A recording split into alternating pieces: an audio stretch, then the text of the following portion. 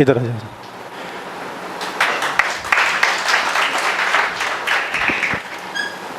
अब मैंने पहले भी कहा है, हरियाणा दोस्तों, now Haryana is rising apart from rising China. अभी तो हरियाणा राइज कर रहा है, पिछली बार नीतू ने, हरियाणा से नीतू ने। और ये बात मैं बहुत बार क्लास में कहता हूँ, सबसे ज़्यादा यूपीएससी के प्रिपरेशन करने वाले लोग यूपी के लोग हैं। मैं खुद यूपी से हूँ। यूपी के लोग पोल साइंस रखते ही नहीं। अभी ये कोचिंग का दोस्तों जाल है ही, आप खुद देख लीजिए। हमारे पास आईएएस लगातार, मैं 2 साल से, पूजा को मोस्ट प्रोबेबली आईएएस मिल जाएगा, आईपीएस तो फिक्स है, आईएएस भी मिल सके। पिछली बार का रैंक देखा जाए तो जनरल कैटेगरी में कितनी आईएएस प्लस मिला हुआ है, जो मुझे लोगों ने बताया कि 112 देर तक पिछली बार मिला था आईएएस जनरल कैटेगरी में। तो पूजा का थ्रेशोल्ड पे है। आईएएस आईपीएस तो पक्का मिल जाएगा, आईएएस के भी चांसेस हैं दोस्तों, ये बड़ी बात नहीं है। और क्लासरूम से मैंने बार कहता हूँ कि, और एक खास बात है, अच्छा हरियाणा के लोग दोस्तों पढ़ने में इतने, एक तो पहले कभी बोलती नहीं पूजा, आप इसे खुद ही पूछेंगे, बहुत कम क्लास के बाद कभी मिली नहीं। हाँ टेस्ट के जब टेस्ट लिखती थी तो 1-2 बार उसने क्वेश्चन दिखाया। और इतनी खतरों खिलाड़ी है, मैं इसलिए कहूँगा कि आईएएस मेंस के पहले एसएससी की एग्ज़ाम में लग गई। और आप इसे पूछेंगे, चूँकि देखिए स्टूडेंट, मुझे पता चल जाता है कौन स्टूडेंट अच्छा करने वाला है। कई में फ़ोन करता हूँ कि पूजा कहाँ हो, क्या बेंगलुरु में, क्या कर रही हो, तो भैया के साथ आए हो, ये पूछे इससे। इसका मतलब दोस्तों मुझे कुछ न कुछ अनुमान होता है कि आप कौन स्टूडेंट अच्छा करने वाला है। अब देखिए इतना एक्सपीरियंस होता है, इसलिए अगर आप बार में खूब मेहनत करिए, खूब अच्छे से करिए। और दोस्तों अब मेरा क्या इंपॉर्टेंस है पूजा बताएगी, लेकिन मेरे लिए कितनी महत्व मैंने बता दिया। ये हमारी क्लास का गौरव है दोस्तों, पूरे जीवन की पढ़ाई इस बारे में सार्थक है। क्लासरूम से स्टूडेंट अगर कोई आए, और अब एक दिन में कितनी बड़ी सेलिब्रिटी बन गई, इसी से पूछ लीजिए। लेकिन ये भी आपको याद दिला दें कि पूजा का इंग्लिश मीडियम है, और हमारे यहाँ इंग्लिश मीडियम में बहुत कम ही बच्चे हैं, बहुत ही कम बच्चे थे। और पूजा के साथ केवल 5-6 लोग थे, फिर भी हमने पूरी क्लास की। बल्कि हिंदी मीडियम ऐसा नहीं कि हम 5-6 बच्चे थे, लेकिन हमने पूरा एफर्ट उसमें लिया, कि ऐसा नहीं कि कम बच्चे हैं तो हम उसके साथ जस्ट, क्योंकि हमें पता था कि कोई भी कहीं से रिजल्ट दे सकता है। और ख़ास बात है, आपको तो बहुत सारे नोट्स मिलते हैं इंग्लिश मीडियम में, मेरे पास उसमें नोट्स भी नहीं थे, सारे केवल क्लास नोट्स थे, मैक्सिमम चीज़ें थी तो क्लास मैंने डिक्टेट कर दिया। बाकी आप पूजा से पूछे, we are very proud of her. और मुझे लगता है कि आप में से भी ऐसे लोग कंटिन्यू, बस आप विश्वास रखने की आवश्यकता है कि आप अच्छा कर सकते हैं। तो आप देखिए हमारे जिन 4 लोग सिलेक्ट हुए, 3 हिंदी मीडियम से हैं, 1 इंग्लिश मीडियम से, और चारों क्लासरूम से हैं। बड़ी बात है ये, मैं बार रिपीट करता हूँ। पूजा तुम बता दो भाई, ये आप ले लो माइक, आवाज़ सर लगाते कैसे?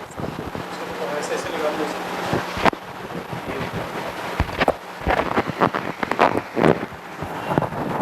नहीं लग रहा।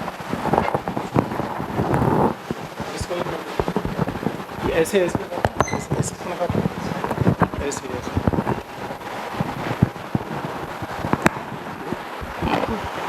हेलो। तो अभी इंटरव्यू से पहले मैं उधर बैठी थी, नीतू मैम को सुनने आई थी। तो अभी यहाँ पे आके मतलब विश्वास नहीं हो रहा 1 हफ्ते में कैसे लाइफ चेंज होती है।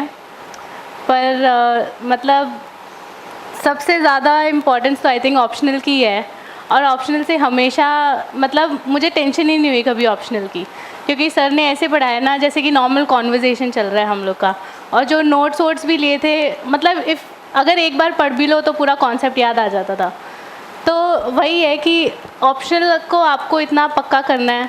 और आई थिंक सर ने बहुत अच्छे से, मतलब मैं तो क्लास नोट्स ही पढ़ती थी, मैंने और कुछ नहीं पढ़ा, कोई बुक्स नहीं पढ़ी। सर ने वो बुक बोली थी, सर कौन सी थी वो, एंड्रू हेवुड वाली, वो एक बार पढ़ी थी जब मैं क्लास ले रही थी। उसके बाद वो इतनी मोटी थी मैं कभी छू भी नहीं पाई उसको, एग्ज़ाम से पहले तो भूल ही जाओ। तो मतलब आई थिंक क्लास नोट्स अगर कर लोगे तो ऑप्शनल तो आपका हो ही जाएगा। बाकी यही है, मेहनत तो करनी पड़ती है, पर इतना सीरियस नहीं लिया मैंने, तभी मेरा 3rd अटेम्प्ट में हुआ है। क्योंकि पहली बार थोड़ा कॉन्फिडेंस कम था, मुझे लग रहा था मेरा होगा ही, मतलब मुझे ही लग रहा था कि इतना नहीं पढ़ रखा कि होगा। तो इस वजह से जल्दी के चक्कर में 2 क्वेश्चन गलत कराई, तो प्रीलिम्स ही नहीं क्लियर हुआ। फिर सेकेंड राउंड में भी मेंस में उतनी लाइक ऐसा होता है ना, फर्स्ट टाइम आप कुछ देने जाते हो तो वो तुमको ही लगता है कि नहीं होगा। तो मेंस फर्स्ट टाइम था तो मुझे लग रहा था पता नहीं क्या होगा क्या नहीं होगा, तो कॉन्फिडेंस की कमी के कारण नहीं हुआ और थोड़ा स्पीड में भी कम था। बट थर्ड टाइम ऐसा अब तो प्रीलिम्स भी दे रखा है, मेंस भी दे रखा है, बस अभी इंटरव्यू का था कि कभी फर्स्ट टाइम के चक्कर में इंटरव्यू रह जाए पर वो भी हो गया थैंकफुली। बस ये है कि मेहनत करिए आप लोग, और ज़्यादा फोकस, जैसे मैंने जीएस पे उतना फोकस किया नहीं, मैंने बस टेस्ट सीरीज़ दी और जो ये वो बुकलेट्स वगैरह आती हैं मेन से पहले करंट अफेयर्स की हर सब्जेक्ट की, वो ज़्यादा पढ़ी, और पढ़ाई पे तो मैंने ध्यान दिया ही नहीं। इस बार I focus more on writing. तो जैसे क्वेश्चन कोई भी क्वेश्चन है तो उस पर मैं इंट्रो क्या दूंगी, चाहे आप लिखो भी मत, आप बस अपने दिमाग में सोच ही लो, क्योंकि लिखने में तो बहुत मेहनत लगती है। तो मतलब वही है कि अपने दिमाग में ऐसा बिठा लो कि कोई भी टॉपिक आए आप उसको मेंस के हिसाब से आप दे रहे हो, क्योंकि प्रीलिम्स तो आइडेंटिफिकेशन गेम है, वो तो आप जितना पढ़ोगे उतने मार्क्स आएंगे, but mains is like completely different. उसमें तो आपको पूरा स्ट्रक्चर होना चाहिए, तो वो स्ट्रक्चर अभी से ही, जैसे चलते चलते विमेन रिजर्वेशन, तो उसमें सारे 3-4 बुलेट पॉइंट्स आप याद करके वो लिख लो। तो इस बार तो आई थिंक उतनी ज़्यादा मेहनत नहीं की मैंने इस बार, बट इस बार मैंने फोकस किया अपना टेस्ट सीरीज़ के ऊपर ड्यूरिंग प्रीलिम्स ऑल्सो और मेंस ऑल्सो। और मैं दिल्ली आती थी टेस्ट सीरीज़ लिखने, तो मुझे बहुत वो लगता था कि मैं क्या कर रही हूँ, क्यों मैं इतना घूम रही हूँ, पर ठीक है अभी वो सारी मेहनत ऐसे रंग ला रही है। एक हफ्ते में मुझे पता नहीं कितना सम्मान मिल चुका है, इतने सम्मान समारोह हो चुके हैं मेरे, मुझे ही नहीं लग रहा इतना क्या कर दिया मैंने बड़ा कि इतना सम्मान हो रहा है। तो मतलब ये है, आप लोग को लग रहा होगा कि मतलब ज़िंदगी झंड हो रखी है, इतने साल से लगे हुए हैं, कुछ फ़ायदा ही नहीं मिल रहा, कुछ रिज़ल्ट ही नहीं आ रहा, मेहनत किए जा रहे हैं, कुछ रिज़ल्ट ही नहीं मिल रहा, but in the and it's all worth it. मतलब ये सम्मान वमान से कुछ फ़र्क नहीं पड़ता, तुमको खुद को सेटिस्फैक्शन होगा कि चलो कर लिया, जिसमें घुसे थे वो तुमने कुछ पा लिया, तो मतलब मेहनत करते रहो यार, और तो कुछ नहीं। बस सर। बताओ तुमने कैसे बीटेक किया, सब बच्चों को बताओ कैसे क्या किया तुम। हाँ, बिगिनिंग से मतलब 5th स्टैंडर्ड तक मैं सोनीपत की हूँ, मतलब यहीं पास में है। और ये मतलब सोनीपत से आती जाती थी, मुखर्जी में रहती थी, मुखर्जी में रहती पोल साइंस छोड़ देती। हाँ, तो पहले 5th स्टैंडर्ड तक मैं सोनीपत में ही थी, फिर हम लोग बैंगलोर चले गए थे, तो 6th स्टैंडर्ड टू 12th वहीं पे था, फिर मैंने इंजीनियरिंग वहीं से किया। फिर वहाँ के बाद यहाँ पे आई मैंने एक ईयर कोचिंग लिया यहाँ चाणक्य से। 1 साल में पूरा दिमाग ख़राब, मेरे को ऐसे लग रहा था ज़िंदगी कुछ नहीं है, बस ये भीड़ के पार्ट हो तुम।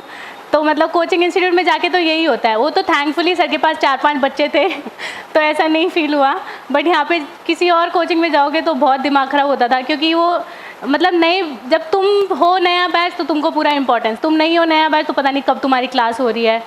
तो उस टाइम तो फिर मैंने, और तब मैं दिल्ली में ही रहती थी, तो पूरा डिप्रेशन, मतलब अजीब माइंड हो जाता है कि क्या आप पढ़ ही रहे हो, उसका कुछ रिजल्ट भी नहीं आ रहा, और इतनी भीड़ है, you're a part of that.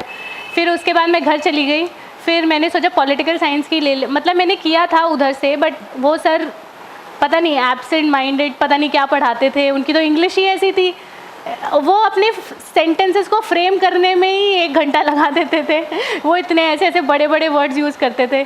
तो मतलब एक टॉपिक 1 हफ्ते चलता था, तो वो उससे कुछ फ़ायदा हुआ ही नहीं, मैंने तो बीच में ही छोड़ दी थी वो। तो मैंने सोचा इस बार प्रीलिम्स तो हुआ नहीं, अब कुछ तो करना है ही, घर पे तो बैठ नहीं सकते, तो मैंने सोचा I focus on political science.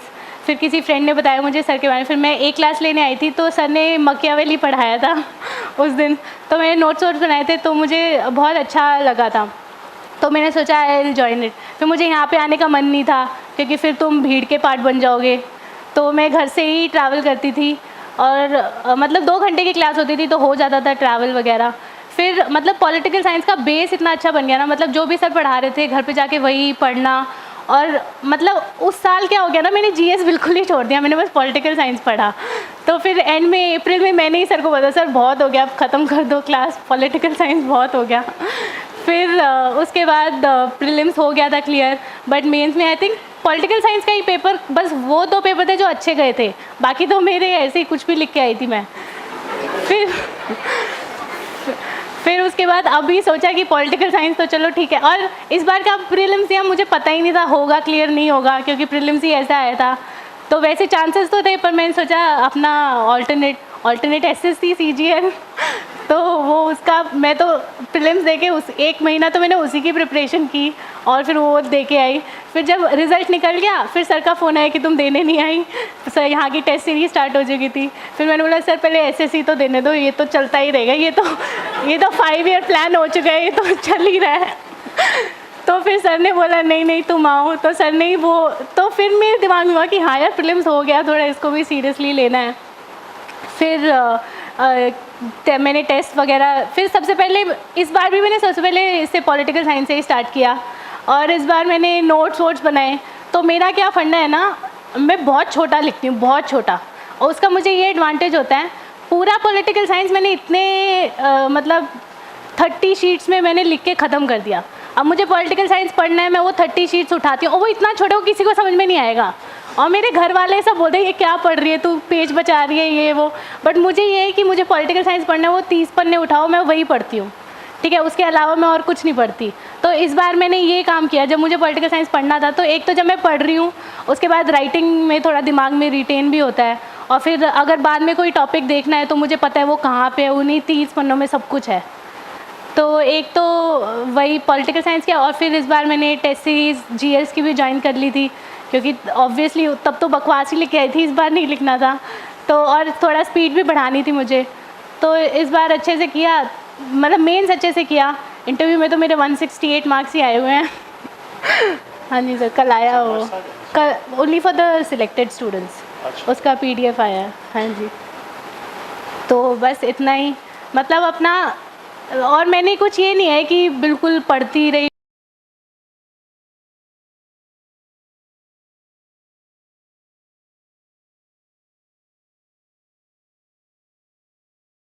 ये नहीं है कि बस पढ़ना ही है पढ़ना ही है। मुझे ये बताओ कि हिंदी और इंग्लिश में तुम्हें क्या डिफरेंस है? कभी हिंदी मीडियम के स्टूडेंट से इंटरेक्ट किया कभी?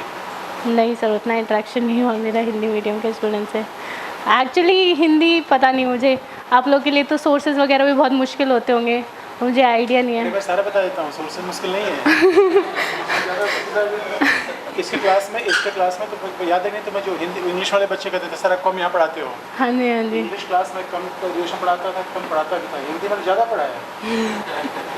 सच बात है। हाँ, एंड में तो हम 3 बच्चे ही रह गए थे इंग्लिश की क्लास में, फिर भी सर रोज़ आते थे, रोज़ हमको पढ़ाते थे। फिर क्या कहते हैं, और मतलब मैंने कुछ 24 घंटे पढ़ाई नहीं की, अभी तो हार्डली, मेरी भाई की बेटी हो गई थी, मैं तो उसी के साथ लगी रहती थी, 3-4 घंटे पढ़ाई की है मैंने। और एक्चुअली में यही होता है, पता है, जब तुमको टेंशन नहीं होती ना, इस बार तो मैं मेंस ऐसे लेके आई थी, हाँ फेल है, क्योंकि मुझे डेंगू हो गया था। तो ऐसा था कि मुझे डेंगू हुआ, फिर वो लोग मुझे हॉस्पिटल में लेके गए, फिर उन्होंने मुझे डिस्चार्ज करवाया, उसके अगले दिन घर पे थी, नहीं उसके अगले दिन दिल्ली आ गई, क्योंकि दिल्ली सेंटर था, उसके अगले दिन ऐसे था, तो कोई टेंशन ही नहीं थी मुझे। मुझे ये था बस पेपर देना है, पास हो फेल हो इट्स फाइन, एक्सक्यूज़ है मेरे पास कि डेंगू था, हो गया था। तो एकदम चिल्ड आउट होके इस बार मैंने पेपर लिखा। तो मतलब that's what I have notice, कि जब भी आप ऐसे टेंशन फ्री हो जाओगे ना कि रिज़ल्ट की कोई चिंता ही नहीं है, तभी आप लोग क्लियर करोगे, नहीं तो ऐसे लगे रहोगे ना कि नहीं यार इस बार तो करना ही है, फिर तो कुछ नहीं होगा। पिछले बार मैं ऐसे थी कि करना ही है, कुछ हुआ ही नहीं, फेल होके घर पे बैठोगे। बस सर, और कोई क्वेश्चंस?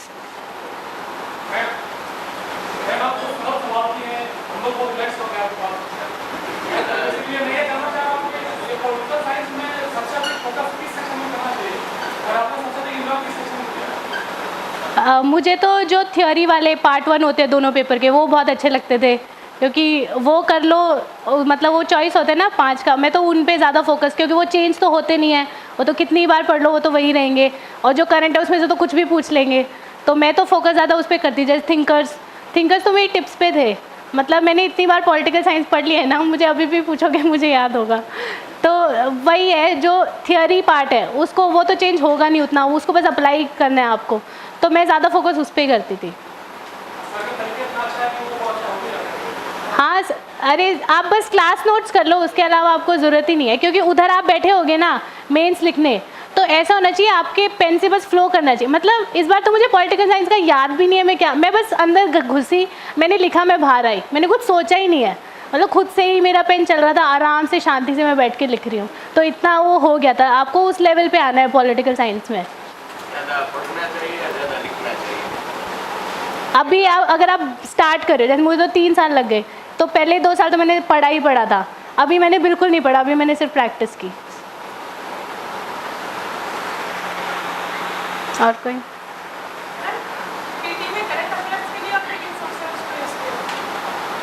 पीटी के लिए एक तो मैं टेस्ट सीरीज़ कोई भी मतलब एक इनसाइट विजन वगैरह की है, मैंने विजन की थी।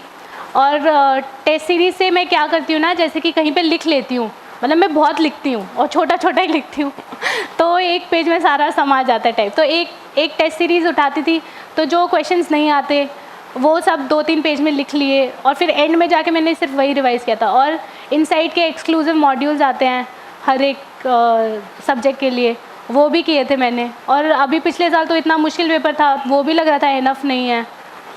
हाँ, न्यूज़पेपर का ये है, मैं पढ़ती थी रेगुलरली, पर मुझे उसका फ़ायदा लगा नहीं, क्योंकि इतने तो वो पूरी न्यूज़ ख़त्म होती है, इतने तुम्हारे दिमाग से आधी निकली होती है। तो इससे अच्छा है कि जैसे ये करंट अफेयर्स की जो बुकलेट्स आती हैं, इससे पढ़ लो, इससे पूरा कॉम्पैक्ट फॉर्म में तुमको मिल जाएगा। तो न्यूज़पेपर्स तो ऐसा है, पढ़ लो, मतलब वो रहेगा कि क्या चल रहा है दुनिया में। तो इंटरव्यू में इसी का मुझे थोड़ा बहुत वो हुआ। उतना न्यूज़पेपर मैंने मेंस के पहले 1 महीना छोड़ दिया था फॉलो करना, वो मैंने वापस उठाया भी नहीं, क्योंकि कौन 1 महीने के उठाएगा। तो फिर मुझे ऐसा लग रहा था, थोड़ा कॉन्फिडेंस कम था मेरे इंटरव्यू में कि अरे यार इतना 1 महीने का तो मिस हो रखा है, पर उतना टेंशन नहीं लेनी है किसी बात की।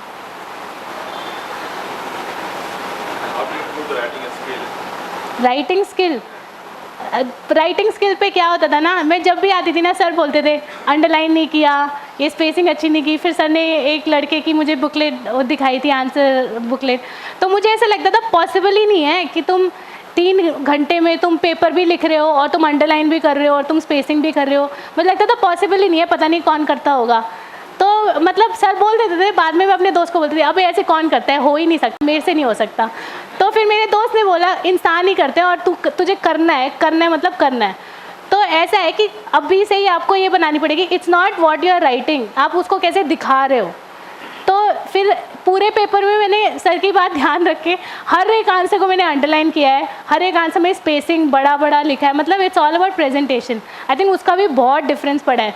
पहले जब मैं लिख रही थी, मैं बोल रही थी मैं नहीं करूँगी ये, पर तुम्हारे ही मार्क्स हैं, तुमको ही लाने हैं, तो तुमको ही करना पड़ेगा। और राइटिंग स्किल्स इंप्रूव करना, हर एक जैसे इंट्रोडक्शन, मतलब आप जैसे टेस्ट सीरीज़ दोगे ना, तो आपको वो लोग जैसे वो भी देंगे, फीडबैक भी देंगे, तो वो लोग एक ही चीज़ बोलेंगे कि 2-3 लाइन का इंट्रोडक्शन दो, मेन बॉडी दो, कंक्लूजन दो। तो इस बार अगर कोई कंक्लूजन नहीं भी था और स्पेस भी नहीं था, एंड में मैं ये लाइन लिख देती थी, कुछ भी क्वेश्चन का ही पार्ट आधा तो वही लिख दो कंक्लूजन में कि हेंस दिस इज़ इम्पॉर्टेंट या दिस इज़ सिग्निफिकेंट। तो मतलब कंक्लूजन लिखना है, चाहे तुमको एक लाइन, चाहे तुमको क्वेश्चन ही रिपीट क्यों ना करना पड़े, पर कंक्लूजन तो लिख के आना है। बस ऐसा कर लो, टाइम भी ना हो फिर भी एक लाइन नीचे लिख दो कि ये मेरा कंक्लूजन हो गया, मैंने पूरा आंसर लिख रखा है।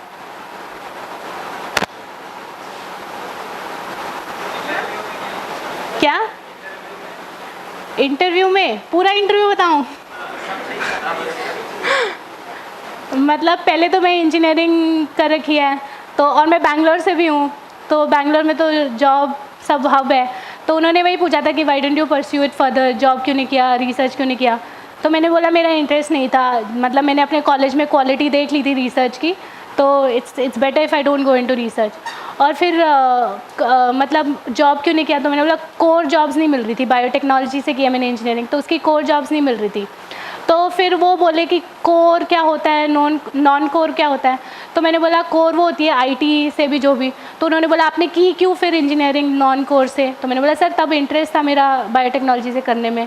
तो उसमें थोड़ी बहस हुई, वो मान ही नहीं रहे थे, वो उनको मतलब एक सर बैठे थे यहाँ पे, वो तो मान ही नहीं रहे थे, मैं जो भी बोलूँ वो मान नहीं थे। तो मैंने बोला ओके क्या कर सकते हैं। फिर उन्होंने मुझसे पूछा विमेन रिजर्वेशन के बारे में इन हायर एजुकेशन। तो मैंने बोला कि देनी चाहिए क्योंकि बहुत पिछड़ा हुआ है and all, girls don't get opportunities. तो वो भी नहीं माना, उन्होंने बोला कहाँ नहीं मिलती, सब लड़कियों को मिलती है, ये लड़कियों ने बना रखा है। तो मैं अब मेरे पास डेटा तो है नहीं बोलने के लिए कि नहीं इतनी लड़कियाँ आगे जाती, इतनी लड़कियाँ पीछे रहती हैं। तो मैंने बोला कि सर नहीं मिलती, तो वो मान नहीं रहे, तो मैं चुप हो गई। फिर उसके बाद मेरी 2nd रैंक आई हुई थी इंजीनियरिंग में। तो उन्होंने बोला कि I don't see this as winning the 2nd rank, I see this as losing the 1st rank. तो मैंने बोल दिया कि sir if you focus on what you have lost you will never realise what you have gained. मैंने बोला अगर 5th 6th भी आई होती तो भी मेरी अचीवमेंट ही होती। फिर वो तो हो गए, फिर उतना ही। फिर एक सर थे, उन्होंने पॉलिटिकल साइंस रिलेटेड पूछा, उन्होंने पूछा कि सेपरेट इलेक्टोरेट्स थे पहले, तो अभी जितने भी SC ST या रिजर्व्ड कास्ट के लोग बनते हैं कुछ भी लीडर, तो वो बोल रहे थे कि वो जो rich sections of the society है वो बनाती है, तो वो खुद से नहीं बनते, तो इससे बेटर है कि सेपरेट इलेक्टोरेट कर दो, वो एक्चुअल में एम्पावर होंगे। तो मैंने बोला कि नहीं सर, सेपरेट इलेक्टोरेट करोगे तो वो बिल्कुल मतलब वो हो जाएगा, घेटोइजेशन हो जाएगा कि वो लोग अपने ही उसमें रहेंगे, सोसाइटी में वो नहीं होंगे mains, they won't become a part of the mainstream. फिर एक तो ये पूछा सेपरेट इलेक्टोरेट्स के बारे में, और एक पूछा था सुप्रीम कोर्ट के जजेस को कैसे हटाओगे। मुझे आता ही नहीं था मैंने कुछ भी आंसर किया, मतलब मुझे लग रहा था वो सही है, थोड़ा बहुत पढ़ के भी गई थी मुझे लग रहा था सही है, पर वो बोले नो दैट्स नॉट राइट। मैंने बोला okay sir, sorry I don't know. फिर एक सर ने पूछा था US में जो मास शूटिंग्स हो रही हैं उसके बारे में, और फिर मतलब मुझे, मेरा हॉबी था मूवी देखना, तो पूछता कौन सी मूवी देखी, तो मैंने बोला बरेली की बर्फ़ी देखी थी। तो उन्होंने पूछा कि मूवीज़ में तो लव मैरिज करती है लड़कियां, वैसे लव मैरिज क्यों नहीं करती, तो मैंने बोल दिया सोसाइटी नहीं करने देती, कर तो सभी ले तो फिर उसके बाद एक सर, लास्ट वाले सर ने, मतलब मेरी प्राइवेट यूनिवर्सिटी थी, तो उन्होंने पूछा कि फिर गवर्नमेंट यूनिवर्सिटीज़ की ज़रूरत क्या है, थोड़ा उस पर बात हुआ। फिर एजुकेशन पे बात हुआ कि क्या रिफॉर्म्स ला सकते हो एजुकेशन में, और क्यों ये कंटिन्यूस कॉम्प्रिहेंसिव इवैल्यूएशन क्यों ये काम नहीं कर रहा।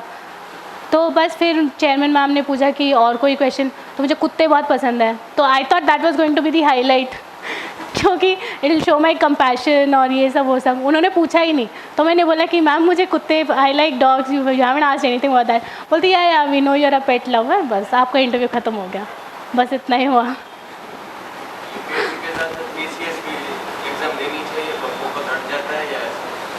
मैंने दिया था, मतलब जब सर के यहाँ पे क्लास ही करी थी मैं, तो मैं UPPSC दे के आई थी, फेल वहाँ पे बैठ के मुझे ऐसा लग रहा है इतनी दूर तो हम गए, पता नहीं कहाँ, मुजफ्फरनगर या मुजफ्फरपुर तो हम गए थे पेपर देने, और वहाँ पे भी फेल बस बुरा लगेगा मत लिखना, वो तो पता नहीं क्या पूछ लेते हैं।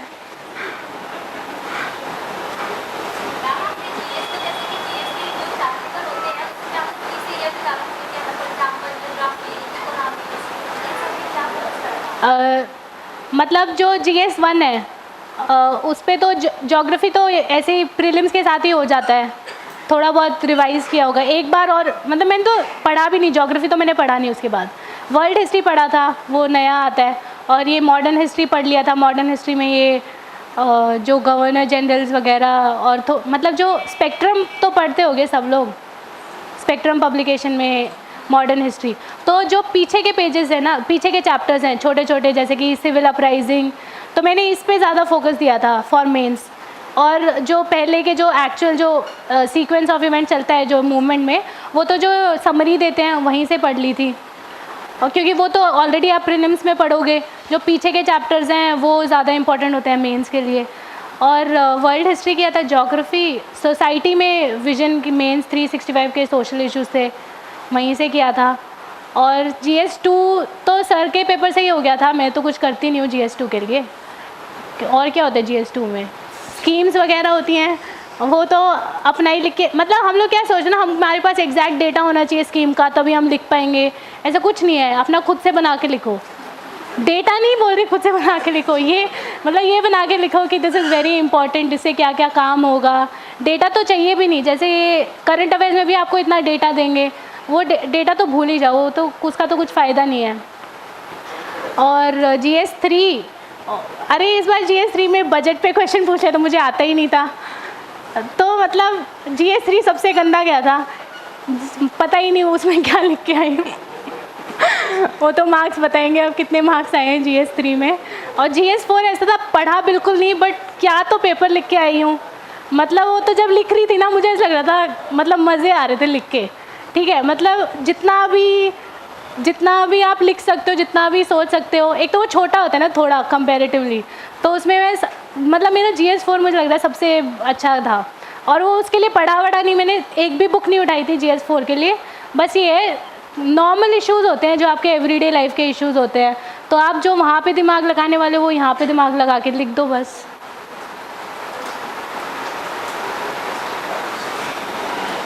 और कुछ यार एनसीईआरटी एक बार पढ़ ली तो ख़त्म, उसके बाद मैंने तो पढ़ी भी नहीं है, एक बार भी नहीं पढ़ी मैंने तो एनसीईआरटी। मतलब लोग पागल हुए रहते हैं, मुझे समझ में नहीं आता क्यों पागल है एनसीईआरटी के पीछे। उसमें इतना सा तो होता है, इतने से में से इतना इम्पोर्टेंट होता है। इससे अच्छा है जो बुक्स हैं, जैसे पॉलिटी के लिए आप लोग एनसीईआरटी पढ़ोगे कोई फ़ायदा नहीं है, लक्ष्मीकांत पढ़ो ना सीधा, और लक्ष्मीकांत पढ़ते रहो। प्रीलिम्स में तो लक्ष्मीकांत से ही आएगा ना। इसलिए हंस रहा हूं मैं कि इंग्लिश में लक्ष्मीकांत ही तो है, मेरे को इंग्लिश में नहीं है। इम्पोर्टेंट। हाँ जी, हाँ मैंने, अरे इंग्लिश मीडियम है तो मुझे पता नहीं है सर का बुक्स। अगर हिंदी मीडियम होता तो और अच्छा होता ना, सर का पेपर 2 का बुक भी हो जाता। अभी पेपर 2 के लिए मैंने खुद से नोट्स बनाए, तो वही है। एनसीईआरटी कभी पढ़ी थी जब बिगिन किया था, और तब भी दिमाग ख़राब ही हुआ था क्योंकि उसमें इतना एक्सेस होता है। तो मैं तो ये जो एक एक बुक होती है जैसे वही करती हूँ।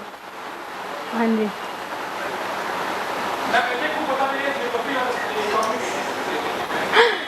ज्योग्राफी के लिए तो एनसीईआरटी 11-12। हाँ, इकोनॉमिक्स के लिए मतलब मैं और इंस्टीट्यूट के नाम ले रही हूँ सर, आई डोंट नो।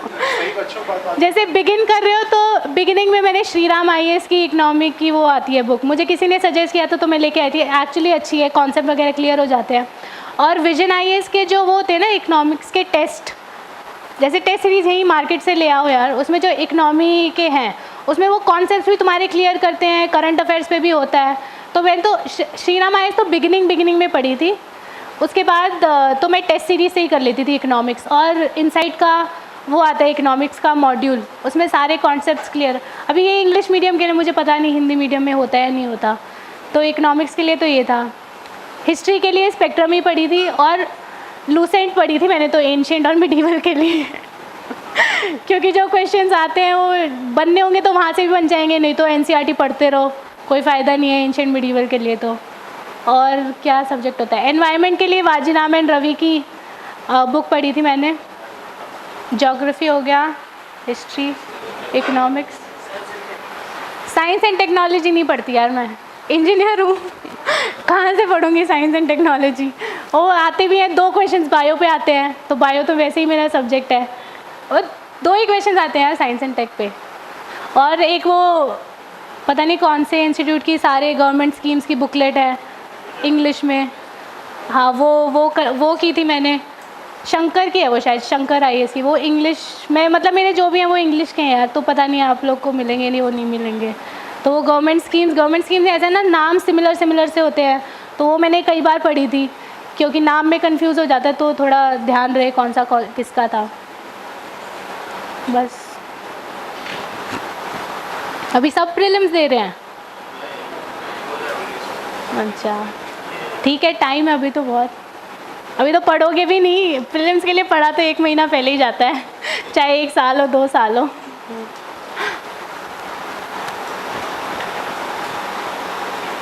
और कुछ?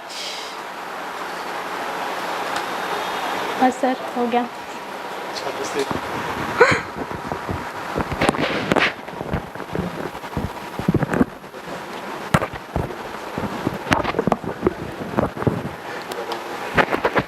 अच्छा, एक बहुत बेसिक डिफरेंस आप देखिएगा, कभी हिंदी मीडियम किसी सिलेक्टेड स्टूडेंट से मिलिए और इंग्लिश मीडियम में तो बहुत बेसिक डिफरेंस मिलेगा।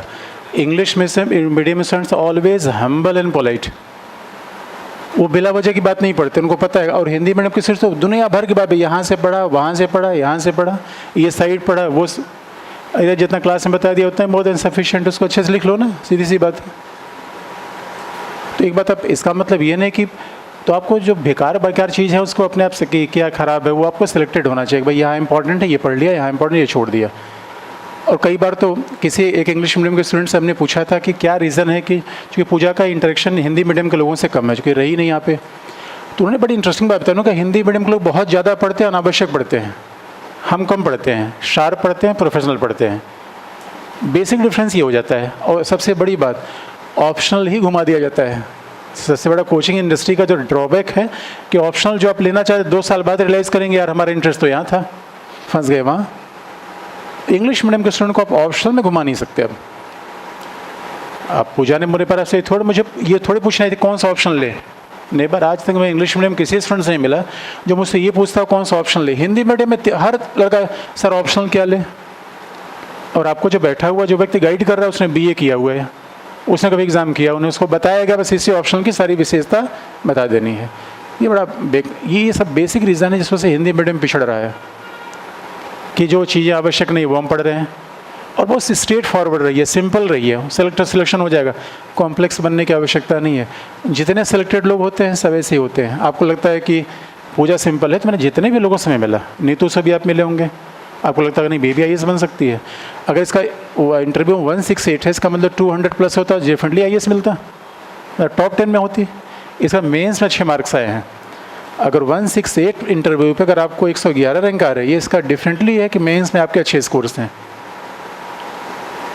तो ये आपको 2-3 चीज़ें ध्यान देना होगा, तो आप भी कर सकते हैं। तो आज क्लास यहीं पे छोड़ दें, फिर मंडे को आज क्लास यहीं छोड़ देते हैं, बाकी मंडे को। और पूजा को 19 को एक बार तुम्हें और टाइम देना पड़ेगा, नया क्लास रहेगा, टाइम देना। तो ऑल द बेस्ट हम मेरी तरफ से भी, पूजा की तरफ